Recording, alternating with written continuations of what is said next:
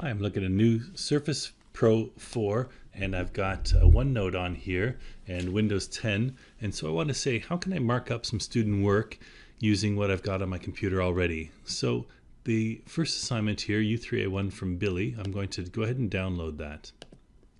And it doesn't matter if it's an RTF, a PDF, or .doc, as long as you can open it, then you can go ahead and do this.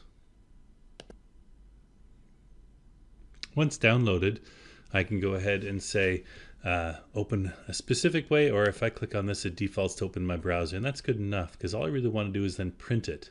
And when I hit print, I'm not printing it on paper, I'm going to print it to a destination called send to OneNote 16. So it's going to take this and print it into OneNote for me. So I say print,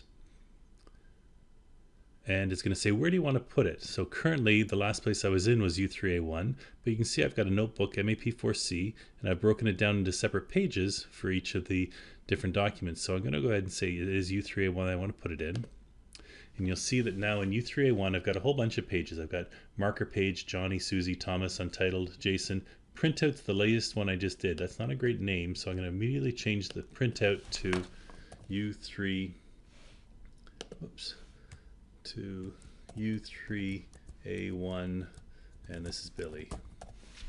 And that way it shows up on my screen over here. You'll see I've got a tab for U2A5 and U2A3, and this is my whole notebook called MAP4C 2016. So within this now, I've got lots of options. I can usually get a little bit of extra real estate on the right hand side here where you can write some comments in. And at the top, I've got a draw toolbar. And the toolbar can disappear on you if you're clicking back and forth. There's this little part here to hide the toolbar. So even if you hit draw and you pick a pen, it'll go away right away. If you want to leave it open, go ahead and hit draw and just pin that toolbar open so you've got access to it. So then I can write things down like this and underline or whatever I want to do. I can go and change from the text, convert that from ink into text, and I change it to typed if I wanted to. You've got other conversions here as well where you can take ink into math and move them into math equations if you want to. So you got a highlighter and you can write on things. As you're writing this stuff, if you want to move something, you can even use the lasso here, which I think is neat, and kind of grab that and move it somewhere else if you wanted to. So you can write right all over someone's page.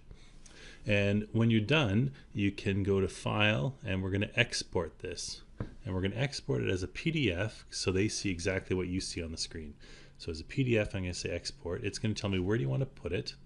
I default to a folder I've got on my desktop called temp, where I like to keep stuff. And so I'll go ahead and say U3A1 Billy. I did this before. And now I can go back to my marking, and I can close this, and I can go ahead and say let's add that file. And I'm going to upload a file, U3A1 Billy, open, and add. Let's see what Billy's file looks like now. If I click on it and open it, he'll see what I saw. There's a little bit of a header there, and then as I scroll down, you can see my highlighting and the typed text all over it and where I converted something. And it gives you even a page 1, page 2. Okay, so it's only converting back from there. If I go back to my notebook, I can go back and see what Jason did or Thomas or whatever, or go back to my marker page where I've got my own answers there, both embedded here or as a PDF.